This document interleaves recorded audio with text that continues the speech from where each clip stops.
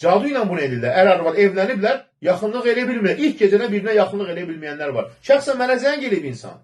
Belə olub gizlədənlər var. 5 ildir bir-birinə yaxınlaşa bilmirlər. 5 ildir evlənib, bir-birini sevib evləniblər. Tibbi cəhətdən heç bir problem yox. Getmişik yoxlanmağa. Bütün müayinələrdən keçmişik. Heç bir problem yoxdur. Psixoloqun da yanına gediblər. Psixoloq nəsihətlər veriblər. Yenə də yaxınlıq yoxdur. Amma onun müalicəsi dinimizdə. Sidr tozu qatılır, Quran ayələri oxunur. Bir Arabika dükkanı İlahiyyat Meçidinin yanında var. Sonra Qaraçuxurda var. Qaraçuxur Meçidinin yanında. Apteklərdə satırlar, eşitmişəm. Bir qaşıq. Bir çay qaşığı ucunda. Qatdın suya. İxlas, Fələq, Nas, Ayət, Kursi, Fatihə.